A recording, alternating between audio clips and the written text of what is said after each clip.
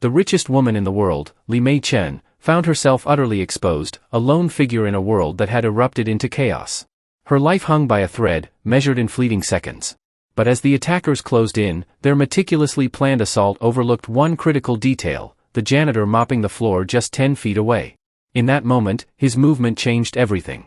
Hiro Tanaka had been lost in thought about his daughter's science project, a volcano she was determined to make erupt with a glorious mess of baking soda and vinegar. His calloused hands moved on instinct, guiding the industrial mop in wide, overlapping arcs across the polished marble floor. The sharp scent of lemon cleaner anchored him, a familiar comfort. Clad in a gray uniform, he was as unnoticeable as a chair, a skill he'd honed over 6 years. Invisibility meant safety. Safety for his daughter, Aiko, was his entire world. He noticed the men before the attack began, not consciously, but with a primal instinct he'd tried to bury. Their diamond formation cut through the sparse evening crowd with a predatory precision that felt out of place. Their eyes didn't wander to the grand architecture, they were locked on a single target, measuring distances. Hiro spotted the subtle bulge under the lead man's jacket, the faint glint of an earpiece. A cold knot formed in his gut. Something was wrong. Then it happened, swift, silent, and ruthlessly professional. Li Mei Chen's security team didn't stand a chance.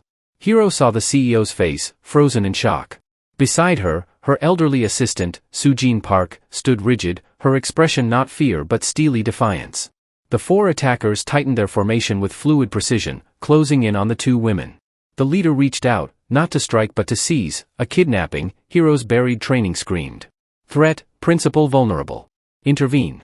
But his vow to Aiko, the cornerstone of his existence, roared louder: stay down. Stay hidden. Go home to her. Yet the lead attacker's eyes betrayed a chilling truth, a flat, lifeless stare that promised no witnesses. They wouldn't just take the CEO, they'd eliminate everyone. Sujin, the bellhop frozen 20 feet away, they'd be collateral damage. Hiro didn't choose. His body did. With a sharp kick, he sent the heavy mop bucket skidding across the slick floor, crashing into the nearest attacker's knees with a wet thud. The man collapsed, cursing. The other 3 spun, their focus shattered by the absurdity of a janitor's interference. It was all the opening Hiro needed. He moved, not as a janitor, but as something else entirely. In 2 strides, he closed the gap. The first attacker threw a heavy punch, Hiro deflected it, his hand flowing into a precise strike to the man's throat. The attacker staggered, choking. The second drew a knife. Hiro stepped in, using the man's momentum to twist his wrist sharply. The knife clattered to the floor, followed by the man himself after a swift elbow to the temple. The leader stared, incredulous, before charging. He was big and fast, but Hiro was faster. Ducking a wild swing, Hiro drove his shoulder into the man's midsection, spinning him into the path of the 4th attacker, who had just drawn a handgun. The gunman hesitated, his own partner blocking his shot. Drop it, Hiro's voice cut through, flat and unfamiliar, a tone he hadn't used in 6 years. The man tried to angle for a clear shot, a mistake. Hiro shoved the leader forward, causing a collision, and kicked the gun from the gunman's hand. A rapid flurry of strikes followed, and the 4th man crumpled, unconscious. The lobby erupted into chaos, alarms blaring. Hiro glanced at the 4 downed men, then at Li Mei and Sujin, who stared at him in stunned silence. Grabbing Li Mei's arm, he said, "This way, now." He pulled them toward a service door marked, "Staff only." "Who are you?" Li Mei gasped, struggling to keep pace. "Get in the elevator," Hiro ordered, ignoring her question. He pushed them into a grimy service elevator, scanning the corridor. He slammed the button for the penthouse. "Lock every door when you get there. Don't open for anyone. Understand?" Sujin nodded, her sharp eyes studying him. "We understand. And you?" "I'm not going with you," Hiro said as the doors closed. He turned, vanishing into the hotel's shadowed depths as sirens wailed outside. 20 minutes later, the lobby was a controlled frenzy. Detective Wei Zhang, his weary face suggesting he'd seen it all, knelt beside one of the dazed attackers. "Who hired you?" The man spat on the floor. Wei sighed. These weren't amateurs, and they certainly weren't taken down by a janitor. He found Li Mei Chen and Sujin Park in the hotel manager's office. "Ms. Chen," Wei began, "we've secured the area. I need to understand what happened with the hotel employee." "He saved our lives," Li Mei Chen said, her voice taut but resolute. "He took down 4 trained men like they were nothing." "Did you know him?" Detective Wei Zhang asked, flipping through his notebook. She shook her head. "Never seen him before. He was just mopping the floor. But the way he fought, it was like something out of a special forces unit." Wei nodded, reading from his notes. Precise, efficient, no wasted motion. The paramedics said the attacker's injuries were disabling but not permanent, classic expert work. And now he's gone. Find him, Li Mei commanded, her voice regaining its iron edge. I don't care what it takes. I want to know who he is. Su-Jin Park placed a gentle hand on her shoulder. We'll handle it, Li Mei. Let the police do their part. She turned away, her gaze steady. We appreciate your efforts, detective, but this is now a private security matter. We have our own ways of finding people. The 3-mile walk from the bus stop was Hiro Tanaka's ritual, a way to shed the skin of the man who'd acted in the hotel lobby and return to the father he needed to be. Each step on the cracked pavement helped the adrenaline and lethal focus fade into the cool night air. The Orion Grand, with its opulent ceilings and hidden dangers, was a world apart from the modest 2-story brick buildings of his neighborhood. This was his sanctuary, the quiet corner he'd carved out for his daughter, Aiko. He let himself into his apartment, the familiar scent of jasmine and old books wrapping around him like a warm embrace. A soft light glowed from the living room. Daddy. A small head with a tumble of dark, tangled hair peeked over the sofa. Aiko's voice unclenched the cold knot in Hiro's chest, the tension of the last hour melting in the presence of the only thing that truly mattered. Hey, sweetie, why are you still up? It's way past your bedtime, he said, forcing a smile. Aiko scrambled off the couch, wrapping her arms around his legs in a fierce hug. Her mismatched pajamas made him chuckle. Mrs. Kim let me stay up to finish the base for Mount Aiko, she said proudly, pulling him toward the kitchen table where a lopsided papier-mâché volcano Saturday. It's perfect. I used extra glue so the lava won't leak when it erupts. Hiro knelt, inspecting her creation. Incredible. The strongest volcano I've ever seen. He glanced around the small, tidy apartment, crayon drawings on the fridge, a stack of library books on the coffee table. This was the life he'd built from the ashes of another. A simple, safe life, now teetering on the edge of fragility. How was work? Aiko asked, her perceptive eyes narrowing. You look tired. Just a long night, sweetie, he said, ruffling her hair. The lie weighed heavy. Big spill in the lobby. Took forever to clean up. He went through their nightly ritual, a glass of warm milk, a chapter from her favorite book, and tucking her into bed. As he stood in the quiet apartment, the adrenaline ebbed, replaced by a gnawing fear. He'd broken his cardinal rule, he'd been seen. In the penthouse, Su-Jin had transformed a corner of the sprawling living room into a command center. While Li Mei paced, Su-Jin's fingers danced across a tablet, her focus razor-sharp. How could this happen, Su-Jin? Li Mei asked, her voice raw. My security, the best money can buy, taken apart in seconds. Because you bought security, not intelligence, Su-Jin replied without looking up. There's a difference. Your team was ready for a brute, not a ghost. She tapped into encrypted databases with a skill that belied her age, then paused. I have a name. She projected her tablet onto a wall monitor, displaying an employee file with a bland, unremarkable photo. Hiro Tanaka. What about him? Li Mei demanded, stepping closer. That's the problem, Su-Jin said. His file is a work of art, deliberately unremarkable. Age 36, employed at the Orion for 2 years. Before that, a string of low-skill, low-visibility jobs going back exactly 6 years, warehouse stockman, commercial cleaner. Before that, nothing. A digital dead end. So the name's an alias? Li Mei asked. No, the name's real. The birth certificate checks out, Su-Jin explained. What's fake is the history. To erase a past this thoroughly, to craft an identity this clean and mundane, takes immense skill and resources. This isn't a man who forgot his past, he buried it in a concrete tomb. Whoever Hiro Tanaka was 6 years ago, he was a master at disappearing. The next morning, Hiro fought to maintain normalcy. He made pancakes, letting Aiko shape them into lopsided animals he declared masterpieces. Saturday morning cartoons filled the apartment with chaotic laughter and explosions. He tried to lose himself in the simple joy, but every sound from the hallway made him tense. A local news bulletin interrupted the cartoons. We're getting more details on the foiled kidnapping attempt of billionaire CEO Li Mei Chen. A blurry security video played, showing a figure in a gray uniform moving like a phantom, dismantling 4 larger men. Wow, Aiko said, mouth full of pancake. Daddy, that guy moves like you when you're playing Super Spy. Hiro's blood ran cold. He grabbed the remote, switching channels. More syrup, he asked, his voice tight. An hour later, they were at the park. Hiro sat on a bench, pretending to read, but his senses were on high alert, scanning every face, every passing car. Then he saw her, a woman approaching, her stride too purposeful for a casual park visitor. The elderly woman from the hotel, dressed in a simple but elegant coat, approached with a calm, deliberate pace. Sujin Park. Mr. Tanaka, she said, her voice polite but firm as she stopped a few feet from his bench. Hiro didn't look up from his book. You've got the wrong person. I don't think so, Sujin replied calmly. She glanced toward the playground where Aiko was climbing. She's lovely. Her father is a very brave man. Hiro snapped his book shut and stood, keeping his voice low. Look, I was just in the right place at the right time. End of story. We have nothing to talk about. For trained men, Mr. Tanaka, Sujin said, her gaze unwavering. Neutralized with surgical precision. A man with your skills doesn't just happen to be in the right place. My employer, Ms. Chen, simply wants to thank you. I don't want thanks, he said, his jaw tight. I just want to be left alone. He called out, Aiko, time to go, sweetie. Aiko groaned but started making her way down. Hiro took her hand, ready to walk away without looking back. He had taken 2 steps when Sujin's voice stopped him cold. They were professionals, Mr. Tanaka. People like that don't just give up. They will try again. He paused, his back to her, every muscle tense. Sujin's voice was soft, but every word landed like a hammer blow. And people who get in their way, people they can't identify, become loose ends that need to be tied up. Is that a risk you're willing to take for her? He froze, looking down at Aiko's small hand held so tightly in his own. He had run from his past to keep her safe, and now this quiet old woman was telling him the only way to protect his daughter was to run straight back into it. The cheerful sounds of the park faded to a dull roar in Hiro's ears.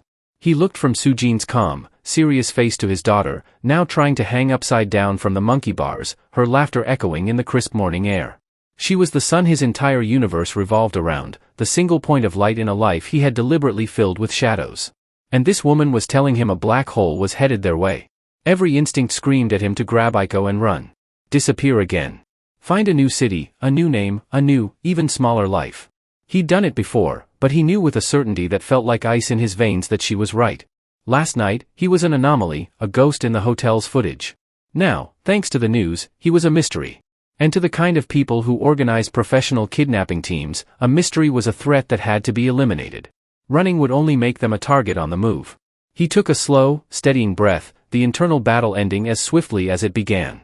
Survival had a new definition. It was no longer about hiding. It was about facing the threat head-on. He turned back to face Sujin. His expression a mask of cold resolve. The friendly dad from the park bench was gone, replaced by someone else entirely. Not here, he said, his voice low and hard. The cafe on 2nd Avenue, corner of Elm. 1 hour. Tell your boss to come alone. If I see anyone with her, anyone who even looks like security, the meeting is off and we're gone. Sujin gave a single sharp nod, her eyes showing a flicker of understanding. She had come looking for a hero and had found a professional. She'll be there. Hiro walked over to the playground, forcing warmth into his voice that he didn't feel. Come on, sweetie. We have to go. Already? Aiko whined, dropping to the wood chips. Yeah, something's come up, he said. How about we get that extra-large pizza for lunch with pineapple, you like it and I hate it. That was enough to get her moving. As they walked away, he didn't look back at Sujin, but he could feel her eyes on him. The trap had been sprung. The cafe was a bustling, noisy place, smelling of burnt coffee and grilled cheese. It was perfect. Glass windows on 2 sides gave a clear view of the street. There were 2 separate exits, and the constant clatter of dishes and conversation made surveillance difficult. Hiro arrived 20 minutes early, taking a booth in the far corner that gave him a clear view of both the front door and the kitchen pass-through. He ordered a black coffee he had no intention of drinking and waited, a coiled spring of tension in the loud, chaotic room. At precisely 10 o'clock, Lee Mei-chan walked in. She was dressed in dark jeans and a simple cashmere sweater, an attempt to look inconspicuous that failed utterly. She radiated an aura of power that turned heads. Sujin entered a moment after her, gave a brief nod in Hiro's direction, and then took a seat at the counter, a silent, watchful observer. Lee Mei walked over and slid into the booth opposite him. Up close, he could see the faint dark circles under her eyes. She looked less like a corporate titan and more like a woman who hadn't slept. Mr. Tanaka, she began, her voice crisp and formal, the voice of a CEO used to being in charge. I want to thank you for what you did. It was an act of extraordinary bravery. My company is prepared to offer you a substantial reward. A check for $250,000 is waiting for you. Hiro didn't even blink. He met her gaze, his own eyes flat and unreadable. I don't want your money. The blunt refusal clearly took her aback. She was a woman accustomed to money being the answer to every question. I see, she stammered, regrouping. Then what can I offer you? A job? We could create a position for you in our security division. The salary would be considerable. I have a job, he said coldly. I'm a janitor. Frustration flickered across her face. This was not a negotiation. It was a stonewall. Then why did you help me? What is it that you want? I saw 4 men about to hurt 2 women, he said, his voice sharp. It's that simple. I did what anyone should have done. That's all there is to it. There's nothing to discuss. So, thank you for the coffee. We're done here. He made a move to slide out of the booth, to end the conversation and walk out of her life for good. He was already planning his next move: pack a bag, pull Aiko out of school, and be on a bus out of the state by nightfall. It was the only way. Her hand shot out and rested on his arm. Her touch was light, but it stopped him. Please, she said, and the single word was stripped of all its corporate authority. It was a genuine, desperate plea. My security is compromised. The police have no real leads. I'm a prisoner in my own home, and I don't know who to trust. What I saw you do, I haven't felt that safe in years. That's not my problem, Hiro said, pulling his arm away, his voice hard. My problem is a 9-year-old girl who needs her father to come home every night. Taking a job protecting a billionaire who has professional killers after her is the opposite of keeping my daughter safe. I can't help you. I won't. He was about to stand up to make his exit final. Just then, Li Mei's phone, sitting on the table between them, buzzed. She glanced at it, her brow furrowing at the unknown number. Li Meichen tapped the screen. Her face drained of color, turning as pale as porcelain, her breath catching. With a trembling hand, she turned the phone and slid it across the table toward Hiro. It was a photograph, taken from a high angle, showing the park they'd just left. The jungle gym, the swings, the bench where he'd been sitting, and Aiko, mid-climb, her face bright with joy, circled in red. Hiro's breath seized, his world tilting. The noisy diner faded to a dull roar in his ears. He scrolled down with a numb thumb. Beneath the image, a single line of text: a beautiful little girl. Next time, we won't just be taking pictures. The walls he'd built around his life, the 6 years of running, hiding, being invisible, crumbled in that silent moment. They hadn't just found him. They were watching his daughter. The choice was no longer his. It had been stolen. The roar in his ears gave way to an unnerving calm. The fear for Aiko didn't vanish, it crystallized into something cold, hard, and lethal. The man who'd hidden for 6 years died in that diner booth. The protector, the operative, took his place. He looked up from the screen, and the man Li Mei saw was not the janitor or the reluctant father. His eyes were flinty, cold, the carefully constructed calm burned away to reveal a core of controlled fury. Who? Hiro's voice was a low growl, barely audible but laced with menace. Li Mei, shaken by the threat against a child, struggled to regain her composure. We don't know for sure. The police? Not the police, Hiro cut her off, his voice dangerously quiet. This is beyond them now. Who wants you gone? Who has this kind of money and motive? There's always someone, a rival, an enemy. Give me a name. She hesitated, then spoke, the name bitter on her tongue. Jian Wei. He runs Wei Energy, our biggest competitor. I forced him out of a hostile merger last year. It was brutal. He lost billions, and the public humiliation nearly destroyed him. Our fathers were partners once, a lifetime ago. My father was betrayed and forced out. What I did to Jian was business, but he saw it as history repeating itself. He swore he'd see my world burn. Hiro stared at the picture of Aiko, circled in red like a target. They hadn't just threatened him. They'd given him a mission. His quiet life was over. The only path back to it was through them. He pushed the phone back across the table and met Li Mei's eyes. For the first time, she felt she wasn't the most powerful person in the room. You want my help? He said, his voice stripped of warmth. You've got it. But the rewards and job offers are off the table. From this moment, you do exactly what I say. We use my people, not yours. My protocols, my rules. Your life as you knew it is over. Are we clear?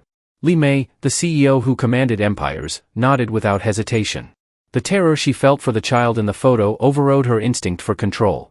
Crystal. Good, Hiro said, sliding out of the booth. He stood over her, transformed. Your first order is to go home. Tell your driver to take the most direct route. No variations. Sujin will go with you. Tell her to meet me in your penthouse in 1 hour. Don't speak to anyone else. And you? She asked, her voice a whisper. A cold, grim smile touched his lips. I'm going to pick up my daughter. Then I'm making a few calls to people who are even better at being ghosts than I am. He walked out of the diner without looking back, leaving a stunned billionaire in his wake. His first stop was a dusty basement storage room rented under a fake name. From a locked chest, he retrieved a burner phone, a roll of cash, and a rugged encrypted laptop. Then he went to get Aiko from her friend's house, his heart pounding with controlled urgency. "Change of plans, sweetie," he said, his voice miraculously light as he knelt before her.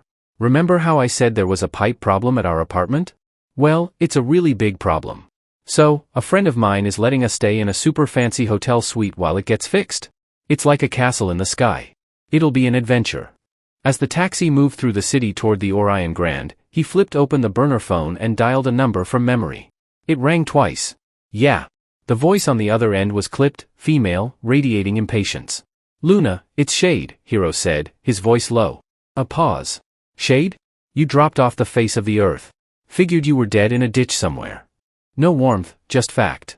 "Not yet. I need a ghost protocol on a civilian principal, penthouse at the Orion Grand. Her name's Li Mei Chen." "Chen, the tech billionaire? That's a big fish, Shade. I also need a trace on a ghost signal, encrypted, routed through a shell network. I'm sending the data packet now." He transferred a copy of the photo and its metadata. "Consider it done," Luna said, and the line went dead. He made a second call.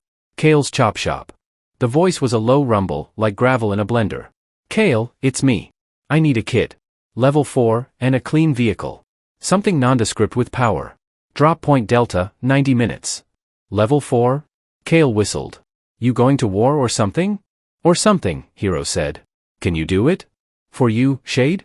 "Always. 90 minutes. The line clicked off. He put the phone away as the taxi pulled up to the rear service entrance of the Orion. He paid in cash and guided a chattering, excited Aiko through the same corridors he'd used to escape less than 24 hours before. The service elevator opened directly into the penthouse kitchen. Sujin was waiting, her expression calm but her eyes sharp.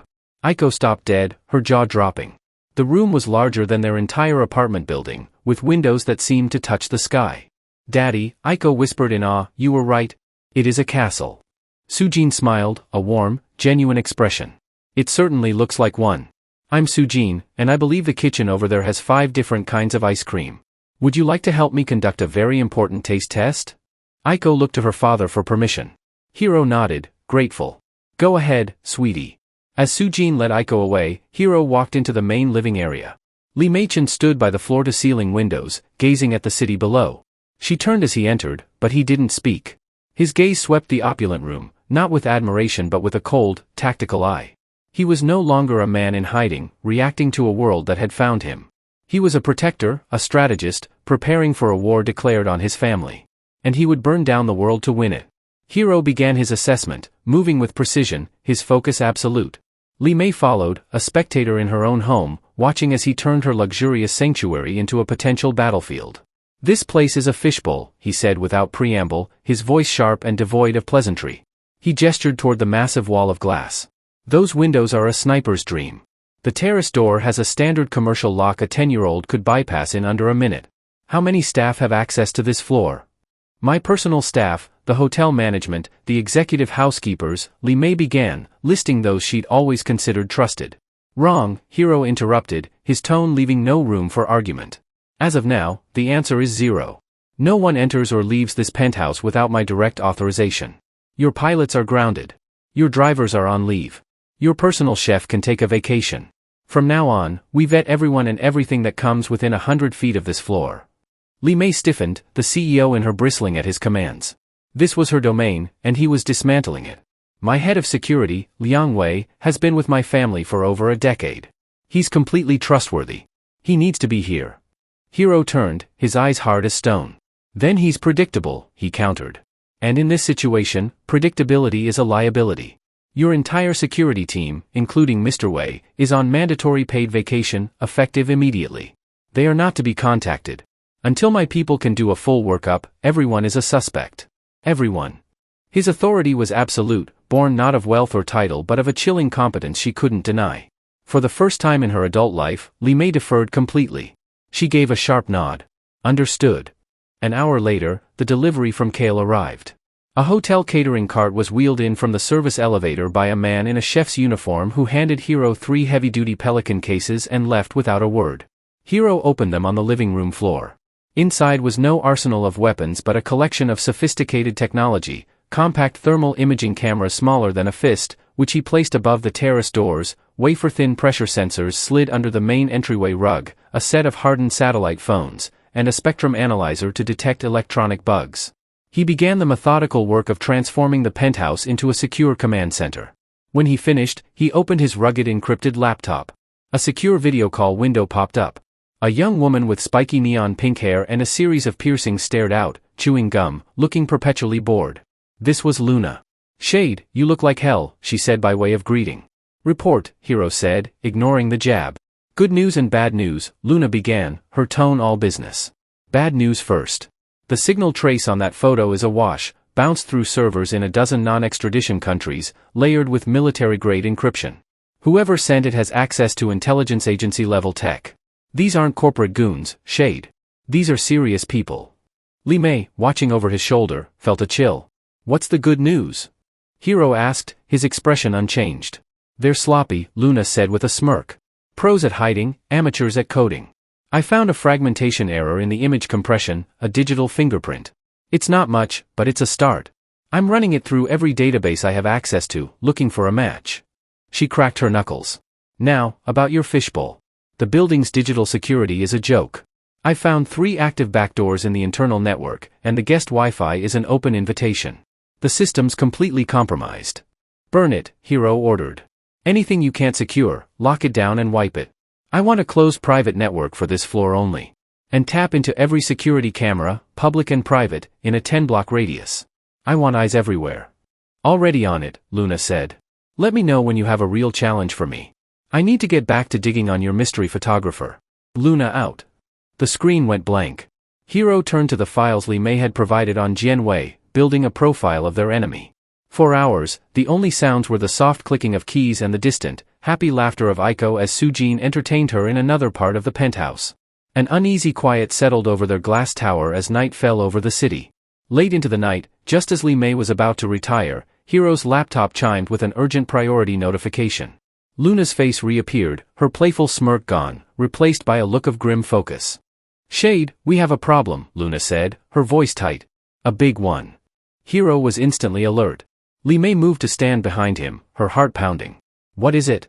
"You were right to be paranoid about an inside man," Luna said, her fingers flying across her keyboard, pulling up lines of code and financial records on the screen. "I did a deep dive into the financials and communications of your top-level staff, cross-referencing them against known associates of Jianwei. I found something. A pattern of encrypted communications and offshore payments." "Who is it?" Hiro asked, his voice low. "It's not some random guard," Luna said, her voice dropping. "The transfers, the data packets, it all leads back to one person." She put a face up on the screen, a smiling, professional headshot of Liang Wei. Li Mei let out a sharp gasp, her hand flying to her mouth. "Liang," Luna delivered the final blow, her voice cold as ice. "He's been selling you out for months, Li Mei. Schematics of this penthouse were transferred from his work terminal 3 days ago. It gets worse. I've been tracking the burner phone he's using to talk to his contact." She displayed a map with a blinking red dot. According to the phone's GPS history, for the last 3 hours, he's been at a private estate just outside the city. An estate registered to Jianwei. The betrayal was absolute. The enemy hadn't just breached the gates, he'd been handed the keys to the castle. A wave of cold denial washed over Li Mei, so powerful it felt physical. "No," she whispered, shaking her head, her gaze fixed on Liang Wei's smiling photo. "Not Liang. It's a mistake. He was at my father's funeral. He's family." Hiro's voice cut through her shock, devoid of sympathy. "Family doesn't sell your security protocols to the man trying to kill you." The guest room door opened, drawing their attention. Sujin stood there, her robe drawn tightly, her expression grim. She'd clearly overheard. She walked slowly into the room, her gaze on Li Mei's stricken face. "I never trusted his ambition, Li Mei," Sujin said softly, her voice filled with sad wisdom, not triumph. "He was loyal to your father, yes, but he always felt he deserved more. He saw you as a stepping stone, not a responsibility. He resented your success because he felt entitled to a larger share of it." The confirmation from Sujin, whose judgment Li Mei trusted above all others, shattered her denial. The shock curdled into the icy sting of betrayal. All those years of trust, believing Liang was the one person she could count on besides Sujin, it had been a lie, a patient deception. "We have to fire him," Li Mei said, her voice trembling with grief and rising rage. "I want him arrested. I want him to pay. You'll do nothing, Hero cut in, his voice sharp and commanding, taking control of the emotional fallout. If we fire him, if he's arrested, Jian Wei and his team know their inside man is gone. They'll know we're onto them. They'll either accelerate their plan or change it to something we can't predict. Right now, Liang is our only clear view into their operation. Li Mei stared at him, horrified. What are you suggesting? That we let him keep working? Pretend we don't know he's a traitor? A cold, strategic light entered Hero's eyes. He saw not just the problem but the opportunity. We don't just let him work, he said. We use him. We don't cut the line, we feed it. We turn their greatest asset into their biggest liability.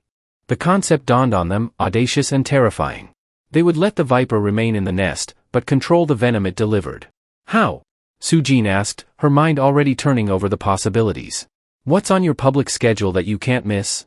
Hero asked Li Mei. Monday night, she answered immediately. The Chen Foundation Gala. It's our biggest charity event of the year. My attendance is mandatory. Canceling would raise questions and signal something's wrong. Perfect, Hero said, a plan forming.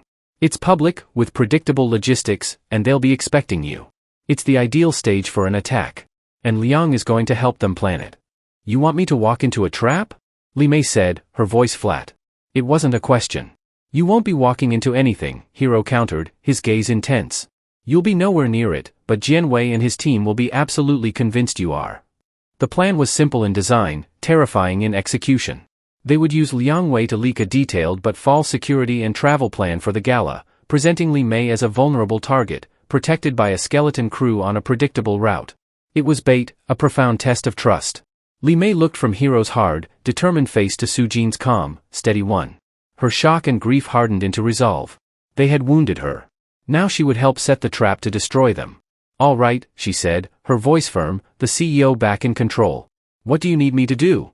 First, Hero said, his tone all business, Liang helped design the security for this penthouse. He knows its layout, weaknesses, and blind spots. As of this moment, this location is compromised. We're moving. Moving where? Li Mei asked. To a sterile location my associate is preparing. We leave tonight. By late afternoon, the plan was ready. Kale had confirmed a safe house was secure. Luna had prepared a digital file with the fake travel plan, embedded with a hidden tracker that would activate when forwarded. All that remained was to set the hook. Hero stood in the living room, a satellite phone pressed to his ear. He had Liang's number. Hero took a deep breath, slipping into the role of a slightly arrogant, by-the-book security consultant. Liang, Hiro Tanaka here, he said, his voice casual. Ms. Chen's new consultant. Just touching base about the security plan for the gala on Monday. A weary pause on the other end. I wasn't aware Ms. Chen had hired a consultant, Liang Wei said. Yeah, last-minute thing. She's rattled, you know how it is, Hiro said smoothly. She's insisting on going, driving me nuts, but the board says she has to. I've put together a route and personnel roster. Standard stuff, but protocol says I need the department head to sign off. Sending it to your secure email now. I'll take a look, Liang said, his voice betraying nothing. Great. Talk soon, Hiro said and hung up. He turned to his laptop, where Luna had a monitoring program running. Li Mei and Su Jin stood behind him, watching the screen in silence, their breath held. The email sent, he said into his headset. I see it, Luna's voice replied, crisp and clear. He's opening it now, reading the attachment. The seconds stretched. On the screen, they saw the data packet on Liang's server. Then it moved. He's forwarding it, Luna said, her voice sharp with excitement. The attachment's been sent to an encrypted, anonymous IP address. A map appeared, showing the data packet moving through a web of proxies. After a few seconds, the final destination resolved, a blinking red dot over Jian Wei's private estate. Hiro stared at the screen, his face grim. He took it, he said, his voice low and cold. The trap is set. The 2 days leading up to the gala were a masterclass in controlled paranoia. The exit from the Orion Grand happened in the dead of night, a choreographed maneuver straight out of a spy thriller. Hiro, Li Mei, Su Jin, and a sleepy Aiko were loaded into industrial laundry carts by Kale and wheeled through the hotel's labyrinth and service tunnels to a nondescript panel van in a rear loading bay. For Li Mei, accustomed to private jets and armored SUVs, the scent of bleach and the rumbling journey through concrete tunnels was a jarring plunge into Hiro's world of shadows. The safe house was a sprawling single-story farmhouse 2 hours north of the city, nestled in a valley surrounded by dense woods. From the outside, it looked rustic, almost forgotten. Inside, it was a fortress, ballistic glass windows, reinforced steel doors, and a state-of-the-art satellite dish providing a secure link to Luna's network. "Welcome to the quiet life," Kale said with a wry smile as they entered. "It's a secret clubhouse," Aiko declared, eyes wide with excitement, claiming a bedroom with a view of the woods and chattering about spotting deer. For the adults, it was a cage, albeit a secure one. The tension was palpable, a living thing in the house as Monday approached, the hours ticking toward a confrontation they had orchestrated but couldn't fully control. On the day of the gala, the farmhouse buzzed with quiet, focused energy. In a garage miles away, Kale oversaw preparations for the decoy convoy, using an exact duplicate of Li Mei's armored town car, complete with matching plates. A trusted driver from Hero's network would pilot it, with a mannequin draped in an elegant coat to create a convincing silhouette through the tinted windows. Back at the safe house, Hero prepared himself. Li Mei found him in the main room, shrugging on a lightweight but advanced bulletproof vest under a dark tactical jacket. He checked the magazine of a handgun with practiced efficiency, movements that made her stomach clench. The reality, that men were about to try to kill a phantom version of her, and this man would stop them, was suddenly, terrifyingly real. "This is insane," she whispered. "You're all risking your lives for me." Hero looked up, his eyes clear and steady. "They put my daughter's face on a target," he said, his voice low and intense. "This stopped being about you an hour after we met. I'm not protecting a client. I'm ending a threat to my family. There's a difference." The words hung between them, a declaration beyond professional duty. He was doing this for Aiko, but by extension, he'd claimed Li Mei and Su-jin as part of his circle. Impulsively, she placed a hand on his arm, the muscle beneath his jacket tense as steel. "Be careful, Hero." He gave a short nod, his gaze holding hers a second longer than necessary. "Always." He turned and joined Kale by their waiting vehicle. The weight of her world now rested on the shoulders of her former janitor. The trap was sprung at 7:45 p.m. The decoy town car moved smoothly through Midtown Manhattan. In a darkened room at the safe house, Li Mei and Su-jin watched a multi-screen display, hearts in their throats. One screen showed the GPS tracker for the decoy, others displayed a mosaic of traffic cameras fed by Luna. "All right, Shade, the rabbit's on the move," Luna's voice crackled through the speakers, calm and professional. "Traffic's normal, approaching the FDR Drive interchange in 5. Hero was in an identical panel van 2 blocks behind the convoy, watching his own monitor. Kale was driving, his massive hand steady on the wheel. Hero's other 2 operators, Jean and Rio, were in a second van, waiting in a pre-arranged position ahead. "Wait," Luna said, her tone sharpening. "I've got them. 4 black sedans, late model, no plates, just pulled out of an industrial side street 2 blocks ahead of the target. They're moving to intercept," Luna's voice crackled. On the screen, Li Mei watched in horror as the 4 sedans executed a perfect box-in maneuver, forcing the decoy town car off the main road and down a deserted access ramp under a bridge, a concrete canyon with no escape routes. The sedans screeched to a halt, surrounding the town car. 8 men in dark tactical gear, armed with assault rifles, poured out, moving with military precision, their weapons trained on the lone car. At their lead was a tall, lean man with cold, dead eyes. Su-jin identified him from a file photo as Kenzo Mori. On my command, Mori's voice, picked up by a long-range microphone, was sharp and clear. "Get out of the vehicle. Hands in the air now." The mercenaries swarmed the car. One wrenched the back door open, ready to drag the CEO out. He froze, staring into the empty back seat. There was only a small electronic device with a blinking blue light. Before he could process it, the device activated, not a bomb, but a military-grade communication jammer paired with a multidirectional strobe, erupting in a blinding, disorienting pulse of light. The men cried out, momentarily blinded, their coordination shattered. It was the signal. From the shadows of the underpass, Jean and Rio's panel van appeared, tires silent, blocking one end of the ramp. At the other end, Hero and Kale's van screeched to a halt, sealing the only other exit. The mercenaries were trapped. Hero stepped out of the van's back. He was no longer a father, a janitor, or a reluctant consultant.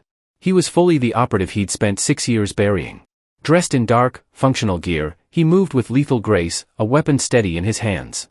A small, powerful speaker on the van crackled to life, broadcasting his voice into the shocked silence, cold and clear, echoing off the concrete walls. "Kenzo Mori," Hero said. Mori, blinking away spots, spun around, his weapon rising. He saw Hero, a figure of absolute purpose, standing 20 yards away. Behind him, the doors of the other van slid open, revealing Hero's team, armed and ready. Hero's voice cut through again. "Drop your weapons. You have nowhere to run." For a heartbeat, the underpass froze in a tableau of shock and blinding light. Then Mori recovered. A professional doesn't panic, he acts. Engage, he roared, diving behind his sedan's hood. The world exploded in gunfire. Muzzle flashes strobed, the air filled with the crack of rifles and the whine of ricocheting bullets. Concrete dust rained from the ceiling as rounds chewed into pillars. Hiro dropped behind his van's engine block, the safest position. Kale, suppress the left flank, he yelled into his throat mic. Jean, Rio, move up on the right. Isolate Mori. I want him alive. Kale, grim-faced, opened up with a heavier caliber weapon, its thumping reports forcing 2 mercenaries to duck.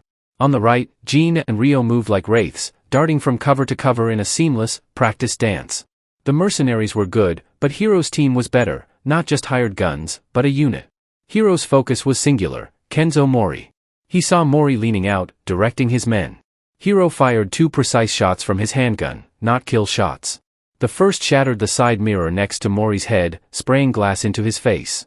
The second punched a hole in the car door inches from his leg, forcing him back into cover. You're outmatched, Mori, Hiro yelled, his voice amplified by the enclosed space. Don't die for a man sitting in his mansion. And who are you? Mori shouted back, firing a blind volley over the hood. The man whose family you threatened, Hiro replied, already moving, using his team's suppression fire to close the distance. He slid behind one concrete pillar, then another, his movements fluid and silent. The firefight was intense but brief. Kale's heavy fire pinned down 2 mercenaries, while Jean and Rio flanked the others, disabling one with a shot to the leg and forcing another to surrender. Within 90 seconds, only Mori remained. Realizing his men were down and his position overrun, Mori did the unexpected. He vaulted over his car's hood and charged Hiro, firing as he came. Hiro threw himself to the ground, rounds whizzing overhead. Mori's rifle clicked empty. He tossed it aside without breaking stride, pulling a combat knife from his vest. Hiro holstered his weapon and rose to meet him. They crashed together with brutal force. Mori was a whirlwind of controlled violence, his blade a silver blur, but Hiro was a wall. He moved with grounded, defensive power, deflecting and parrying, waiting for his opening. Mori lunged, the knife arcing toward Hiro's throat. Hiro caught his wrist, twisting hard. Mori grunted in pain and drove his forehead into Hiro's face. Pain exploded behind Hiro's eyes, his grip loosening for a split second. Mori broke free, but Hiro was already recovering, sweeping Mori's legs out from under him. They both went down. Mori came up on one knee, raising the knife for a final thrust. Hiro's hand shot out, not for the knife but for Mori's shoulder, finding a pressure point and squeezing with all his strength. Mori's arm went numb, his fingers spasming open. The knife clattered to the ground. Before Mori could react, Hiro delivered a precise strike to the side of his neck. Kenzo Mori's eyes rolled back, and he collapsed, unconscious. Silence descended, broken only by the distant wail of city sirens. Kenji stood over Chen's form, breathing heavily, the coppery taste of blood in his mouth. A few minutes later, Chen began to stir, his hands now bound in zip ties. He looked up at Kenji, his expression a mixture of hatred and grudging respect. This is over, Chen, Kenji said, his voice cold. Kato played his hand and lost. Give me the rest of his plan. Chen coughed, a grim, bloody smile forming on his lips. You think this was the plan? You think this was about her? He laughed, a harsh, painful sound. You're good. I'll give you that. But you're a bodyguard. You're thinking about the body. You never once thought about the soul.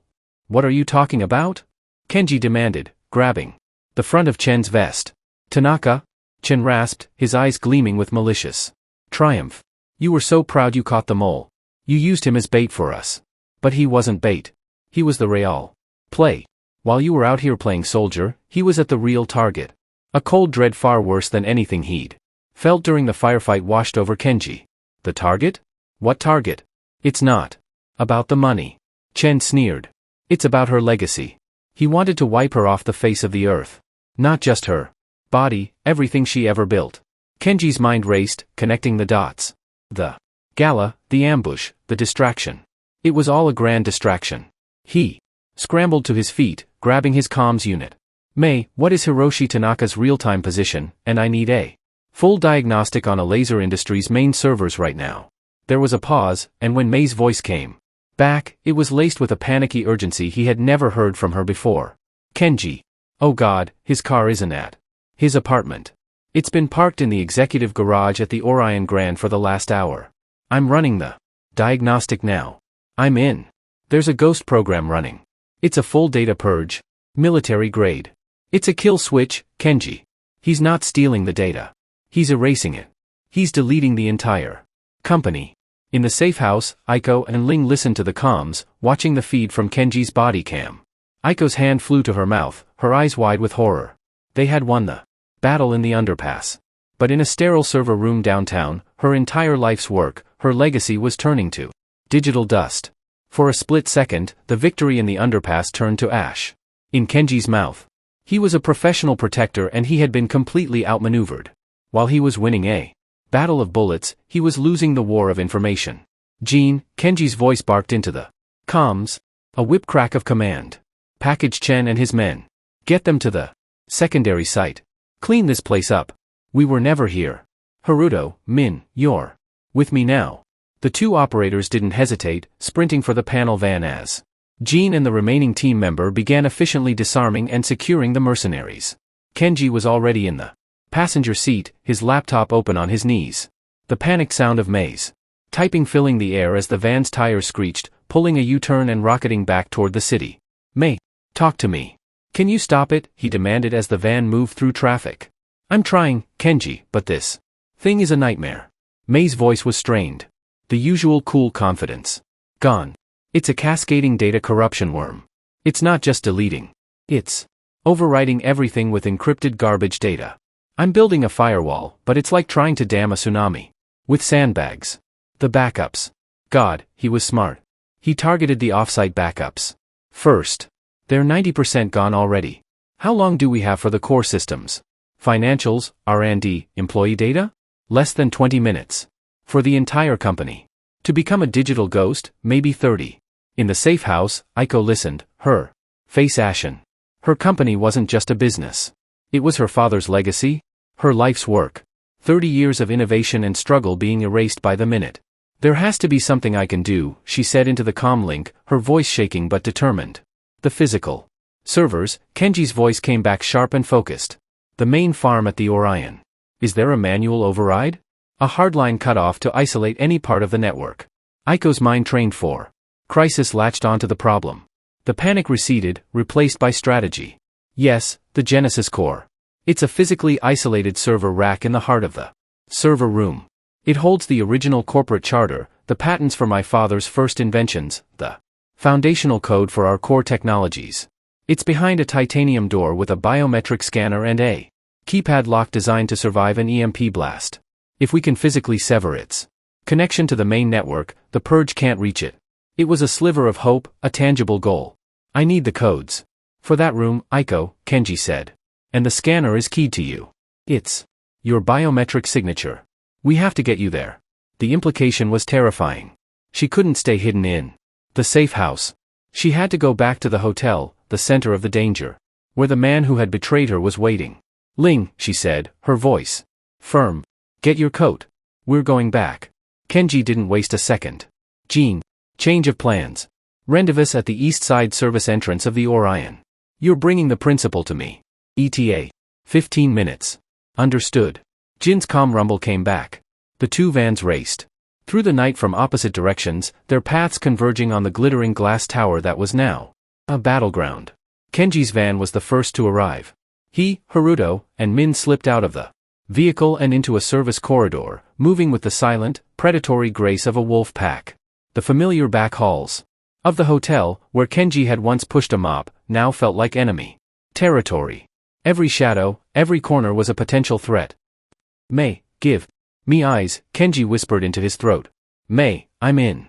Her voice came back, a tense whisper in his ear. Hotel security cams are mine. The service corridor is clear. Tanaka's heat signature is on the 47th floor, server level. He hasn't moved from the main terminal. Is he alone? There was a pause. Negative, Kenji. I'm seeing two other heat signatures stationary positioned on either side of the main server room door. They're armed assault rifles by the look of it. Kato had a contingency plan, a last line of defense. To make sure the job was finished. Kenji relayed the information to his men with hand signals as they began the grueling climb up the fire stairs. As they ascended, Jin's voice came over the comms. Principal is on site. We're moving to the sublevel staging area. Aiko and Ling were now in the building waiting. The clock was ticking. Kenji, Haruto, and Min emerged into the 46th floor stairwell, breathing hard but silent. The air was cold. Below them, a woman's entire legacy was being systematically destroyed. Above them, 3 armed men stood guard over the destruction. Kenji checked his weapon, the click of the safety echoing softly in the concrete space. He looked at his 2 operators, their faces grim and ready. They had been in 100 situations like this, but the stakes had never felt so personal. "May, what's the clock?" he whispered. Her reply was the sound of their doom. "It's accelerating. The worm is adapting to my firewalls. You have less than 10 minutes before it hits the Genesis core. After that, Kenji, there's nothing left to save. 10 minutes. 10 minutes to fight their way through armed guards and get Aiko through a locked, biometrically sealed door." Kenji looked at his men. "No surrender this time," he said, his voice a deadly whisper. "We go through them fast and hard." The stairwell door exploded inward with a deafening bang. Kenji was the first one through, low and fast, a flashbang grenade already arcing through the air. It detonated in the center of the hallway with a blinding white light and a thunderous crack that momentarily overwhelmed the senses. The 2 guards, trained as they were caught completely by surprise. They staggered back, disoriented, spots dancing in their vision. It was all the time Kenji's team needed. Min and Haruto fanned out, their movements economical and precise. 2 silenced shots, 2 pained grunts, and the guards were down. Not dead, but neutralized with disabling shots to their legs. The entire engagement took less than 3 seconds. "Jean, bring her up. Service elevator C now." Kenji's voice was a low growl into his mic as he kicked the guards' rifles away. He moved to the server room door, a slab of reinforced steel. The keypad next to it was glowing ominously. "He knows we're here," Haruto said, taking a defensive position. "May, is he locking us out?" Kenji asked. "He's trying to overload the electronic lock." May's voice was frantic in his ear. "I'm fighting him for it, but the system is failing. You have one chance to use the keypad before it fries completely." The sound of the service elevator arriving was a welcome chime in the tense hallway. The doors slid open. Jean stood inside a human shield in front of Aiko and Ling. Kenji and his team formed a protective diamond around Aiko, moving her the 20 feet from the elevator to the server room door. "Aiko, now the keypad," Kenji urged. Her fingers, miraculously steady, flew across the keypad, entering the 16-digit code. "Done the scanner."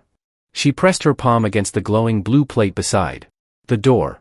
For a heart-stopping second, nothing happened.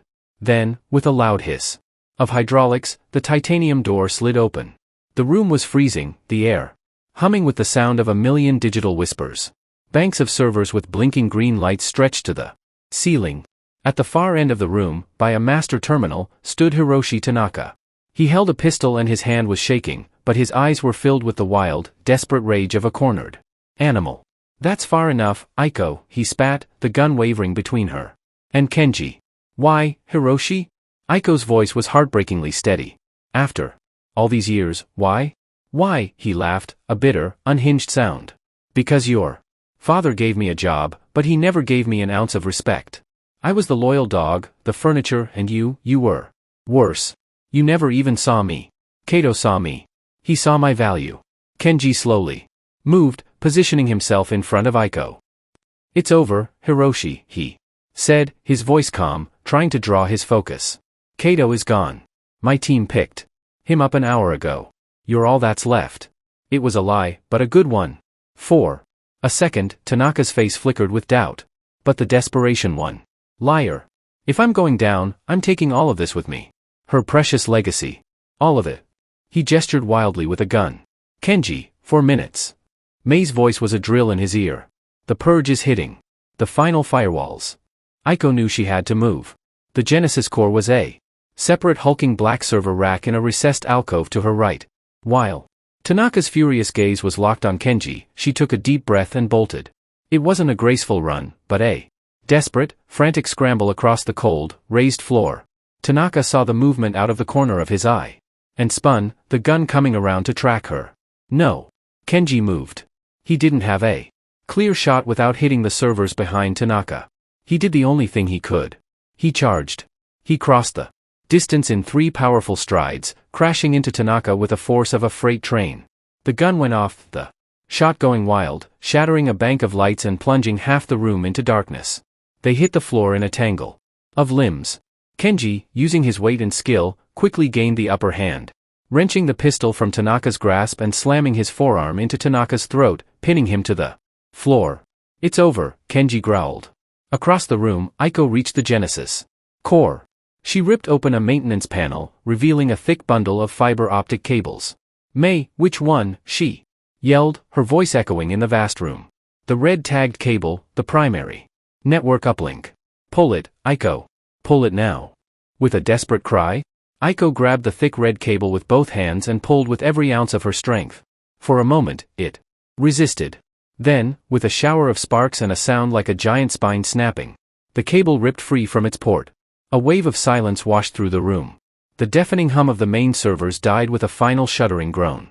A bank of emergency red lights kicked on, bathing the room in an eerie glow. It was done.